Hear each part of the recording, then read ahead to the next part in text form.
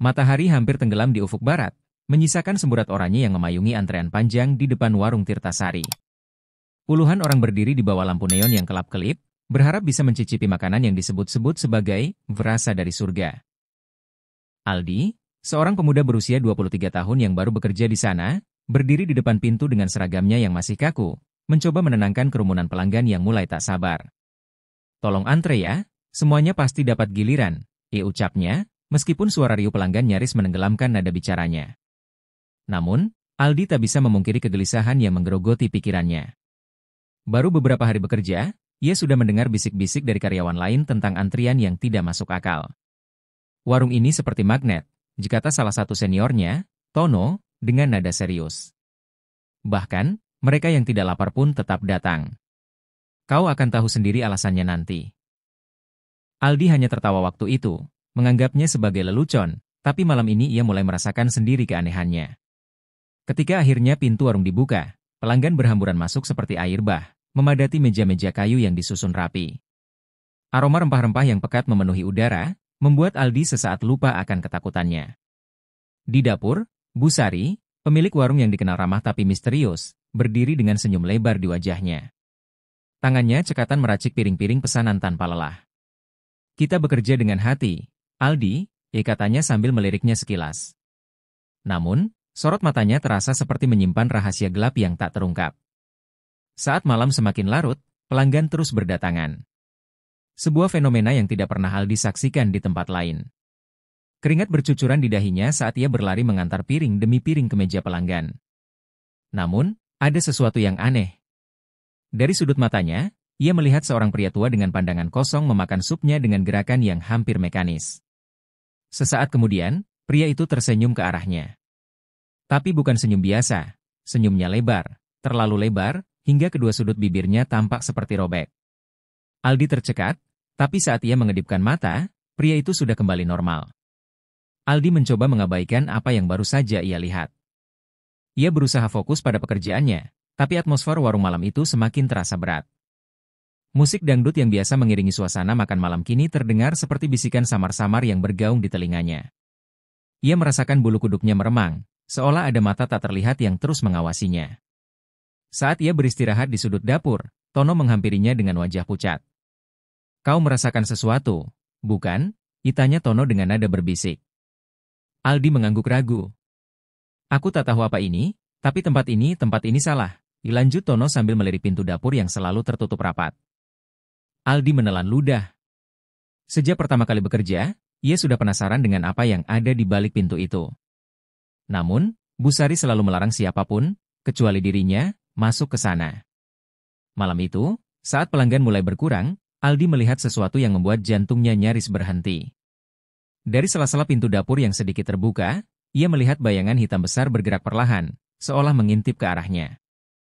Bayangan itu tak memiliki bentuk yang jelas, namun tatapan matanya, tatapan itu terasa seperti menusuk langsung ke dalam jiwa Aldi. Ia melangkah mundur, tubuhnya gemetar, dan hampir menjatuhkan nampan di tangannya. Bu Sari tiba-tiba muncul dari arah dapur, menutup pintu rapat-rapat dengan wajah yang tetap tenang. "Ada apa, Aldi?" tanyanya dengan senyum yang sama seperti sebelumnya. Aldi ingin bertanya, ingin berteriak, tapi lidahnya keluh. Ia hanya bisa menggeleng pelan dan kembali ke pekerjaannya, meski pikirannya dipenuhi rasa takut yang tak bisa ia jelaskan. Saat warung akhirnya tutup menjelang tengah malam, Aldi merasa seperti telah melewati sebuah pertempuran berat. Namun, saat ia melangkah keluar untuk pulang, ia mendapati antrian baru yang sudah terbentuk di depan pintu. Orang-orang itu berdiri diam, dengan wajah yang pucat dan ekspresi datar. Tidak ada yang berbicara. Tidak ada yang bergerak.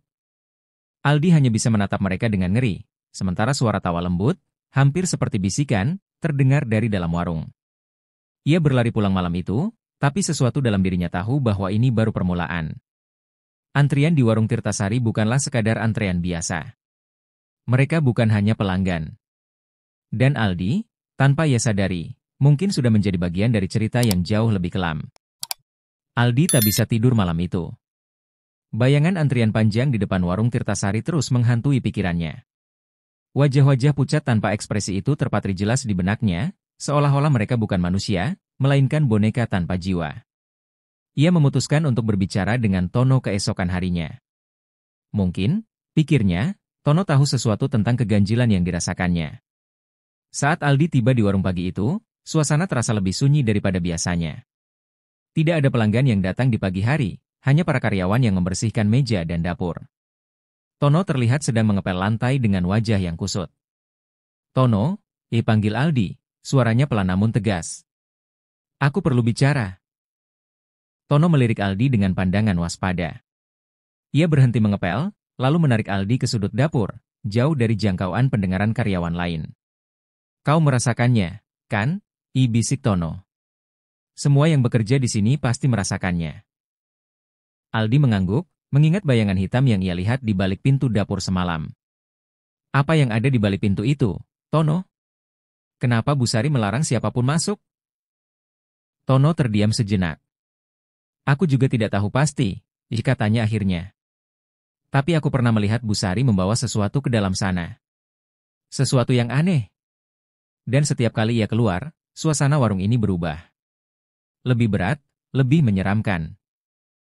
Aldi merasa jantungnya berdetak semakin kencang. Ia tahu ada sesuatu yang sangat salah dengan tempat ini, dan ia harus mencari tahu. Malam itu, saat warung kembali dipenuhi pelanggan, Aldi memperhatikan gerak-gerik Bu Sari dengan saksama. Ia melihat wanita itu masuk ke dalam dapur berkali-kali, membawa nampan besar yang ditutup kain hitam. Setiap kali pintu dapur terbuka, Aldi merasa udara di sekitarnya menjadi dingin, hampir seperti ada sesuatu yang menyedot kehangatan dari tubuhnya. Ketika pelanggan mulai berkurang menjelang tengah malam, Aldi memberanikan diri mendekati pintu dapur yang tertutup rapat. Ia menempelkan telinganya ke pintu, mencoba mendengar apa yang terjadi di dalam. Yang ia dengar hanyalah suara lirih, seperti orang yang melantunkan doa dengan nada yang tidak wajar. Namun, ada juga suara lain, suara gemerincing logam, dan sesuatu yang terdengar seperti cakaran di lantai. Aldi, suara Bu Sari yang tiba-tiba muncul dari belakang membuat Aldi melompat kaget. Wanita itu berdiri dengan senyum dingin di wajahnya, matanya menyipit penuh curiga. Apa yang kau lakukan di sini?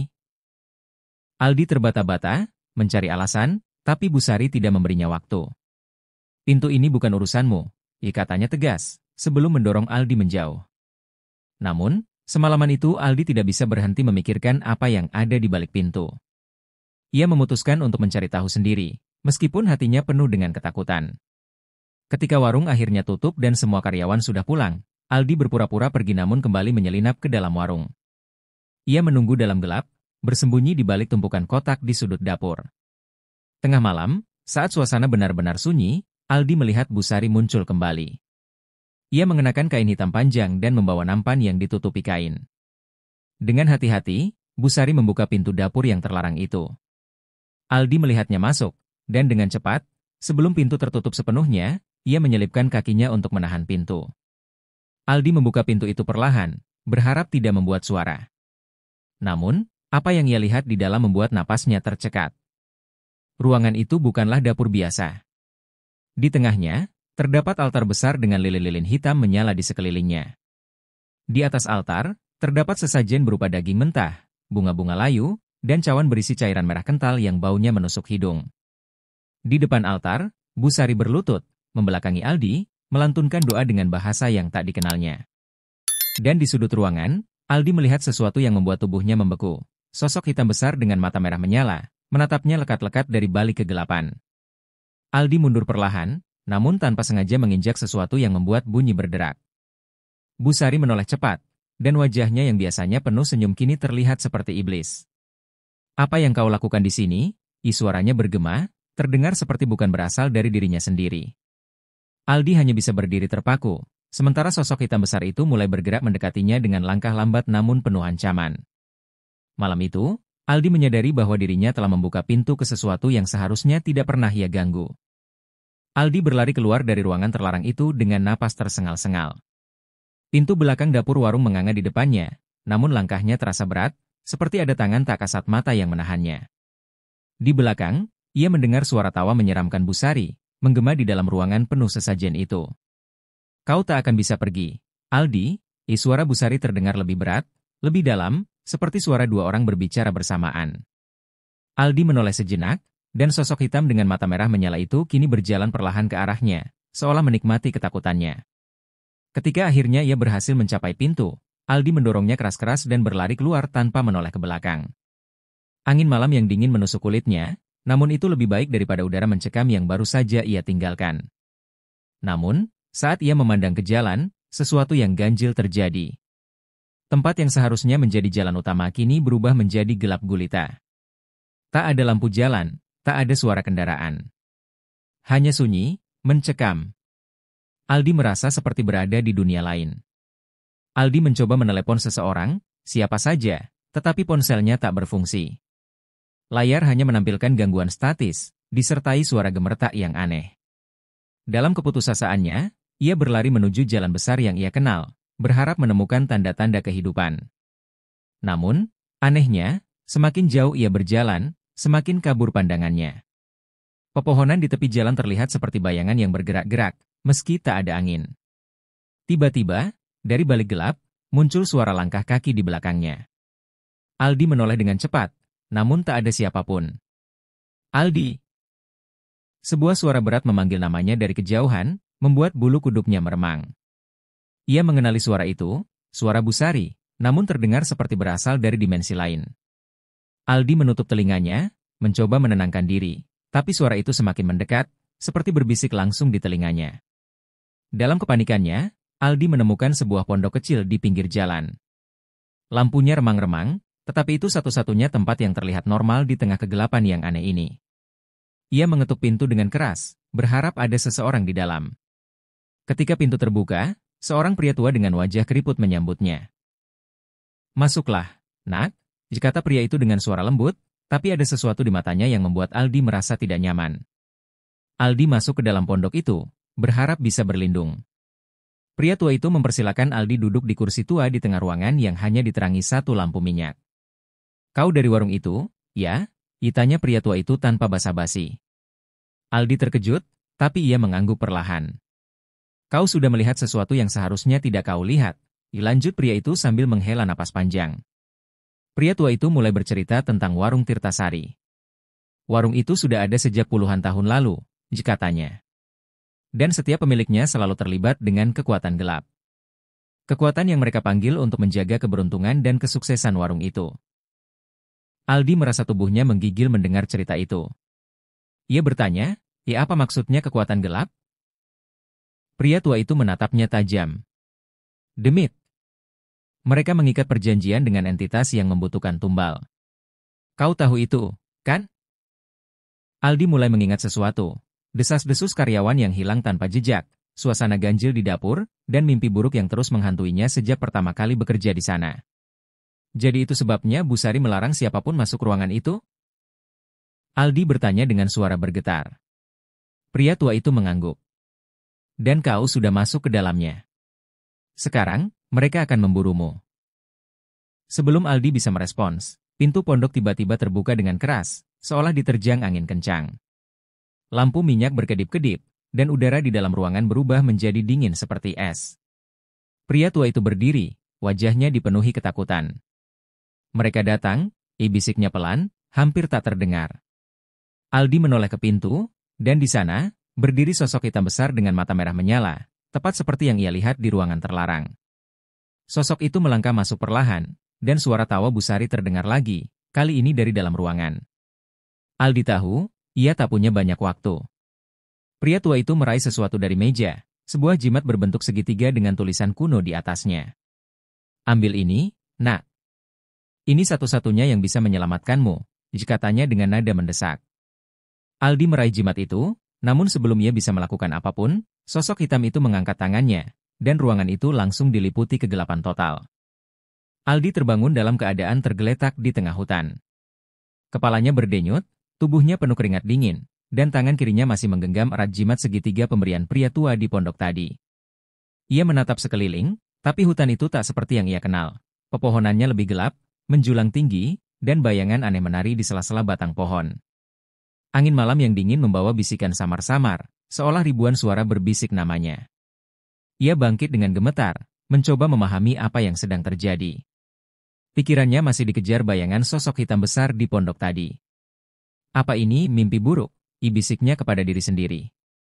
Namun rasa sakit di tubuhnya terasa begitu nyata, dan ketakutan yang melilit hatinya membuat ia sadar bahwa ini bukan mimpi. Ia berada di dunia yang tak sepenuhnya milik manusia lagi. Dari kejauhan, ia mendengar langkah berat mendekat. Gemuruh tanah terasa di bawah kakinya, seperti sesuatu yang besar sedang bergerak mendekat. Aldi memegang jimat di tangannya erat-erat, berharap benda itu benar-benar bisa melindunginya. Langkah itu semakin dekat, dan tiba-tiba, dari balik pepohonan, muncul bayangan sosok hitam besar itu lagi, matanya menyala merah seperti bara api. Sosok itu melangkah perlahan, namun setiap langkahnya mengguncang bumi. Aldi berbalik dan berlari sekuat tenaga, menerobos semak belukar dan ranting-ranting yang tajam. Tapi suara tawa Busari menggema di seluruh hutan, seolah mengejek setiap langkahnya.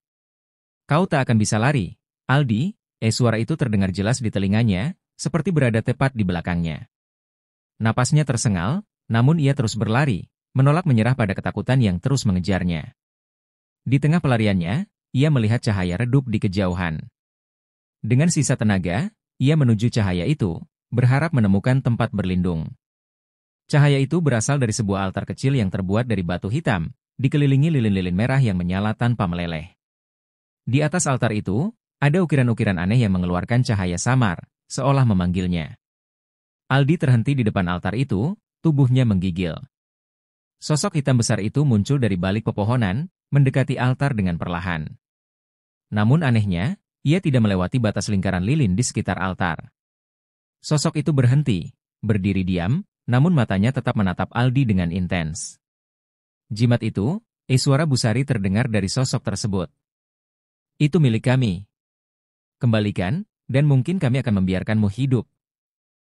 Aldi menatap jimat di tangannya. Rasanya berat, seperti ada sesuatu yang mengikatnya pada benda itu. Ia tahu, menyerahkan jimat itu berarti menyerahkan dirinya pada kekuatan gelap yang mengincarnya.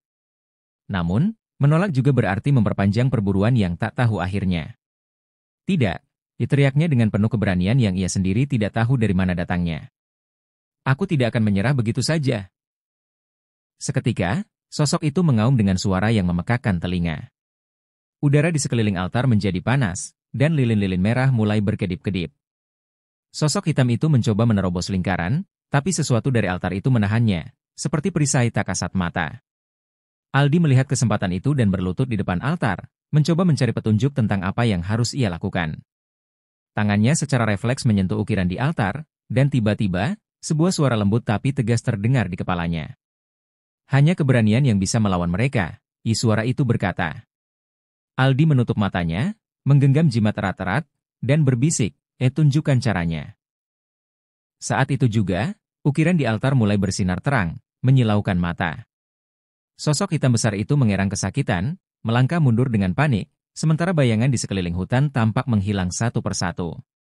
Namun, sebelum sosok itu benar-benar lenyap, tawa Busari terdengar lagi, kali ini lebih mengancam. Kau mungkin selamat malam ini, Aldi, tapi aku akan datang lagi. Dan kali ini, tidak akan ada tempat untukmu bersembunyi. Hutan kembali sunyi, hanya suara napas Aldi yang tersisa. Ia tahu pertempuran belum selesai.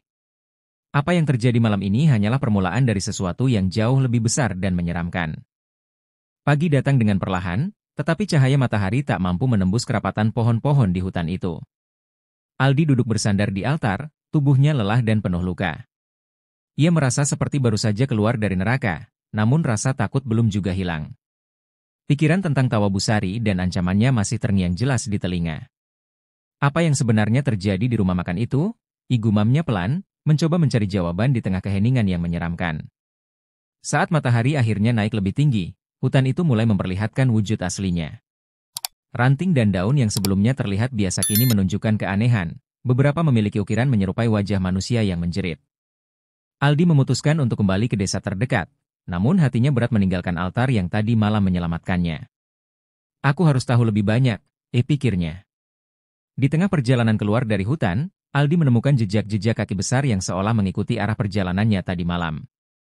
Ia berhenti di depan sebuah pohon tua yang besar. Di batangnya, tertulis kata-kata dalam aksara kuno yang aneh. Seperti terpanggil, Aldi menyentuh batang pohon itu.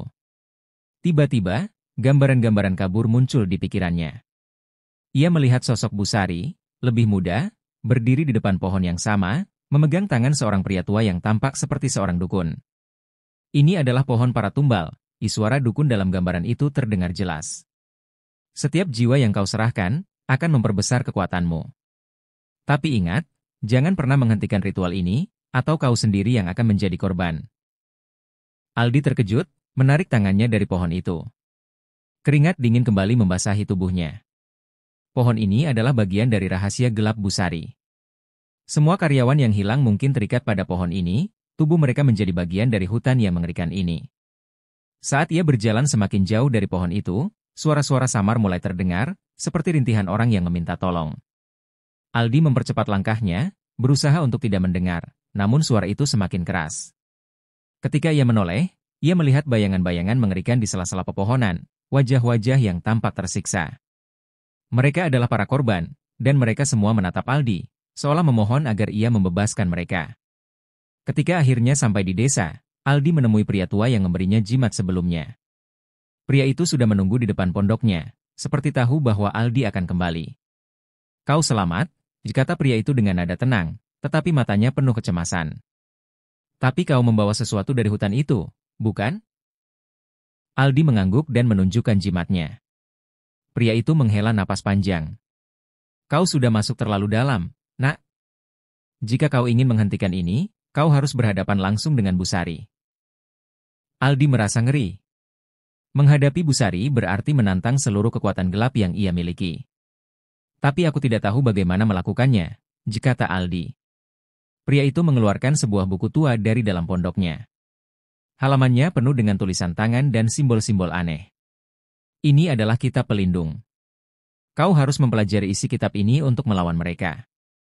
Tapi ingat, setiap langkahmu membawa risiko. Jika kau gagal, kau tidak hanya kehilangan nyawamu, tetapi juga jiwamu akan terperangkap selamanya."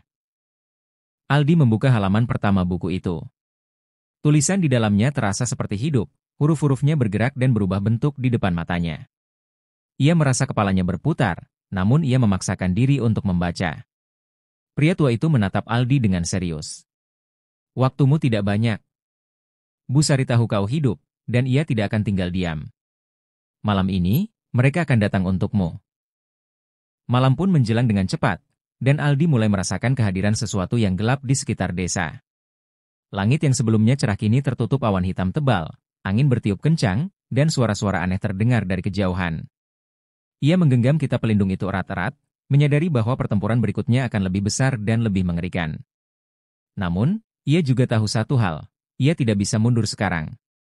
Semua rahasia telah terkuak, dan ia harus menghentikan Busari sebelum segalanya terlambat. Malam tiba dengan cara yang ganjil. Langit yang biasanya penuh bintang berubah pekat, seolah menutup seluruh desa dalam selimut kegelapan. Aldi berdiri di dalam pondok pria tua itu, memegang erat kitab pelindung di tangannya. Angin dingin yang menyelinap dari celah-celah dinding kayu membawa suara lirih yang terdengar seperti bisikan. "Dia datang," ujar pria tua itu dengan nada berat, menatap Aldi dengan mata yang penuh kecemasan. Tiba-tiba, suara dentuman keras mengguncang tanah. Api-api kecil yang sebelumnya menerangi desa perlahan padam, digantikan oleh kegelapan yang begitu pekat. Dari kejauhan, terdengar langkah kaki berat, mendekat perlahan namun pasti. Aldi tahu, itu bukan manusia biasa. "Bersiaplah," kata pria tua itu. "Busari sudah tahu kau masih hidup, dan ia akan menggunakan semua kekuatannya untuk menghentikanmu." Pintu pondok berderak, seakan akan terbuka dengan sendirinya. Aldi melangkah mundur, mencoba menenangkan detak jantungnya yang tak karuan. Dari kegelapan luar, muncul sosok yang mengerikan. Tubuh tinggi dengan mata merah menyala, kulitnya hitam seperti arang, dan kuku-kuku panjang yang berkilauan. Itu adalah salah satu demit penjaga Busari. Tanpa peringatan, makhluk itu menyerang dengan kecepatan kilat. Aldi berusaha melindungi dirinya, mengangkat kitab pelindung ke depan. Pria tua itu melantunkan mantra dengan cepat, membuat lingkaran cahaya di sekeliling mereka. Demit itu terhenti, mengaum dengan suara yang membuat gendang telinga hampir pecah. Namun, cahaya dari lingkaran perlahan mulai memudar. "Aldi, baca halaman kedua," teriak pria tua itu, suaranya penuh dengan desakan. Aldi membuka halaman kedua kitab itu dengan tangan gemetar. Huruf-huruf di halaman tersebut berkilauan, memancarkan sinar yang menyakitkan mata. Ia mulai membaca mantra dengan suara parau, namun setiap kata yang ia ucapkan seolah menarik kekuatan dari tubuhnya. Demit itu menggeliat kesakitan, tetapi tidak mundur. Dengan sekali hentakan, ia menghancurkan sebagian dinding pondok, membuat udara malam yang dingin menyeruak masuk. Saat mantra Aldi selesai, cahaya dari kitab melesat seperti petir, menghantam makhluk itu dengan kekuatan besar. Demit itu mengeluarkan jeritan terakhir sebelum tubuhnya meledak menjadi debu hitam. Namun, sebelum Aldi sempat bernapas lega, suara tawa Busari terdengar dari luar. "Aldi, kau benar-benar ingin melawanku?" Suara itu menggema, penuh ejekan. Pria tua itu menarik Aldi keluar dari pondok, menuju tanah lapang di tengah desa. Di sana, mereka menemukan Busari berdiri dengan angkuh, mengenakan kebaya hitam dengan aksen emas yang memancarkan aura kekuatan gelap. Di belakangnya, puluhan sosok menyeramkan dengan wajah pucat dan tubuh setengah transparan berdiri diam, menunggu perintah. Itu adalah para karyawan yang telah menjadi tumbal. "Kau pikir bisa melawanku dengan kitab tua itu?" Busari berkata, matanya menyala seperti bara api. "Kekuatanmu tidak cukup, Aldi. Kau hanyalah seorang anak bodoh yang mencoba melawan sesuatu yang tidak kau pahami." Aldi merasakan ketakutan yang begitu besar, tetapi ia tahu tidak ada jalan kembali. Dengan tangan gemetar, ia membuka halaman ketiga kitab itu. Mantra di halaman ketiga lebih sulit dibaca, dan setiap kata yang ia ucapkan membuat tubuhnya semakin lemah. Namun, ia terus melafalkan mantra itu, sementara Busari mulai melancarkan serangan. Sosok-sosok tumbal itu bergerak maju, menyerang Aldi dan pria tua itu. Lingkaran cahaya pelindung muncul lagi, tetapi kali ini tidak cukup kuat untuk menahan serangan mereka. Aldi harus menyelesaikan mantranya sebelum semuanya terlambat. Cahaya dari kitab semakin terang, hingga akhirnya meledak dengan kekuatan dahsyat, menghantam semua makhluk di sekitarnya. Busari terhuyung mundur, terlihat terkejut untuk pertama kalinya. Namun, ia segera tersenyum dingin. "Kau sudah membuatku marah, Aldi. Malam ini, kau akan tahu seperti apa akhir dari keberanianmu." Dengan gerakan cepat, Busari menghilang dalam bayangan, meninggalkan Aldi yang hampir tak berdaya. Tetapi di hatinya, ia tahu bahwa pertempuran ini belum berakhir. Aldi berdiri di tengah tanah lapang, tubuhnya lemas setelah mantra sebelumnya. Lingkaran pelindung memudar sepenuhnya, meninggalkan dirinya dan pria tua itu tanpa perlindungan. Pria tua tersebut jatuh tersungkur, darah segar keluar dari sudut bibirnya. "Aldi, halaman terakhir. Itu, satu-satunya harapan kita," bisiknya lemah, sebelum tubuhnya ambruk tanpa gerak. Aldi memegang pria tua itu, berharap masih ada detak nadi, tetapi yang ia dapatkan hanyalah keheningan dingin. Tangannya bergetar, namun ia tahu tidak ada waktu untuk bersedih. Suara langkah-langkah berat mulai terdengar lagi dari kegelapan. Busari muncul, kali ini diiringi oleh bayang-bayang sosok yang lebih besar, makhluk dengan tubuh menjulang yang seolah tidak memiliki batas. "Kau membuat kesalahan besar malam ini, Aldi," suara Busari menggema, kali ini jauh lebih menyeramkan. Di belakangnya, ratusan mata merah dari para demit lainnya mulai bersinar, memenuhi sekeliling Aldi. Aldi membuka kitab itu, halaman terakhir yang disarankan pria tua tadi. Tulisan di halaman itu berbeda, seolah hidup. Kata-kata di sana berubah bentuk, membentuk kalimat-kalimat baru setiap kali ia mencoba membacanya. Ia mencoba melafalkannya, tetapi tidak ada yang terjadi. Busari tertawa sinis. "Kitab itu tidak akan membantumu tanpa pengorbanan. Apa kau siap menyerahkan sesuatu yang paling berharga untuk melawanku?" Aldi tertegun. Kata-kata Busari menusuk pikirannya. Ia tahu ada kebenaran di balik ancamannya. Dari kejauhan, ia mendengar suara ibunya, wajah almarhum ayahnya melintas di benaknya. "Apa yang kau rela serahkan, Aldi? Hidupmu? Atau mereka yang kau cintai?" Busari mendekat, dengan senyum yang kian menyeramkan. Di tangan kanannya, ia mengangkat boneka jerami kecil yang menyerupai seorang wanita. "Itu ibunya." "Berhenti," teriak Aldi, suaranya pecah di udara malam. Ia memeluk kitab itu erat-erat, lalu mengucapkan kalimat pertama dari halaman terakhir dengan hati-hati. Begitu ia menyebutkan kata pertama, angin kencang melingkupinya, seolah-olah seluruh desa menggigil. Busari tampak terkejut, tetapi ia segera melambaikan tangannya, memerintahkan demit yang lebih besar untuk menyerang. Makhluk itu melompat ke arah Aldi, menghantam tanah dengan keras sehingga menciptakan lubang besar. Aldi melompat ke samping, nyaris kehilangan kitab yang ia genggam. Dengan sisa keberanian, ia melanjutkan mantra itu. Kali ini, kitab bersinar lebih terang, memancarkan energi yang membuat bayangan para demit di sekitarnya lenyap seketika. Makhluk raksasa itu mengaum, mengangkat tangannya untuk menyerang lagi, tetapi sinar dari kitab melukai tubuhnya, membuatnya mundur dengan raungan mengerikan. Namun, setiap kata yang Aldi baca membuat tubuhnya semakin lemah. Matanya mulai kabur, dan nafasnya semakin berat. Busari melihat celah itu. Ia mendekat dengan gerakan cepat, melemparkan boneka jerami itu ke udara. Boneka itu berubah menjadi sosok nyata, ibunya, yang terlihat ketakutan. Kau mau menyelamatkan ibumu? Letakkan kitab itu sekarang, teriak Busari. Aldi terdiam, didera dilema yang luar biasa. Matanya bertemu dengan mata ibunya yang memohon. Tangannya hampir melepaskan kitab itu, tetapi suara pria tua yang terngiang di benaknya membuatnya tersadar. Jangan menyerah, Aldi. Pengorbanan itu, untuk kebenaran. Dengan air mata yang mengalir deras, Aldi menutup matanya dan melanjutkan membaca mantra hingga kalimat terakhir. Sebuah ledakan cahaya terjadi, menyelimuti seluruh desa. Cahaya itu begitu terang sehingga Busari dan semua demit di sekitarnya berteriak kesakitan. Tubuh Busari meleleh perlahan, berubah menjadi abu. Ini belum berakhir, aku akan kembali, teriaknya sebelum tubuhnya lenyap sepenuhnya. Para demit yang tersisa ikut lenyap bersama kegelapan malam, meninggalkan desa yang hening dan kosong. Ketika cahaya mereda, Aldi terjatuh ke tanah, kitab itu terbakar menjadi abu di tangannya. Ia melihat sekeliling, mencari ibunya, tetapi yang ia temukan hanyalah keheningan. Matanya berlinang. Ia telah menyelamatkan desa, tetapi dengan harga yang sangat mahal. Kini ia harus menemukan jawaban, apa yang sebenarnya ia korbankan untuk mengakhiri kutukan ini? Pertempuran mungkin telah usai, tetapi misteri yang lebih besar baru saja dimulai. Aldi terbangun di tengah pagi yang sunyi. Tubuhnya terasa berat, seperti telah bertarung melawan gunung. Matanya perlahan membuka, menyaksikan tanah desa yang kini kembali tenang. Udara dingin menyelimuti, tetapi ia merasa ada sesuatu yang hilang, kehangatan yang biasa ia rasakan. Ia berusaha berdiri, meski setiap sendi tubuhnya seperti menolak. Tatapannya tertuju ke sekeliling, mencari sosok ibunya yang tadi dipertaruhkan nyawanya. Namun, tidak ada siapapun di sana. Langkah kakinya terseok menuju rumah. Setiap langkah terasa berat, seolah-olah bumi sedang menariknya lebih dalam. Di setiap sudut desa, ia melihat bayangan-bayangan samar yang tidak biasa, seperti bekas pertempuran para demit yang telah dilenyapkannya. Rumah-rumah tampak kosong, seperti tidak pernah dihuni sebelumnya. Aldi mulai merasa ada yang salah. Ibu. Ibu, di mana? Teriaknya, tetapi hanya gema suaranya yang kembali.